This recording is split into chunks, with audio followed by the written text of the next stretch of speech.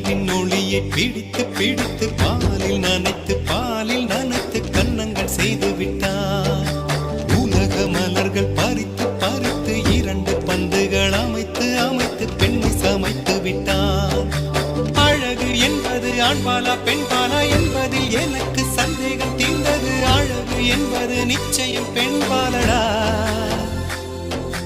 கவிதை என்பது மொழியின் வடிவம் என்றொரு கருத்தும் இன்று உடைந்தது. கவிதை என்பது கன்னி வடிவமடா. மின்னலை பிடித்து மேகத்தில் துடைத்து பெண் என்று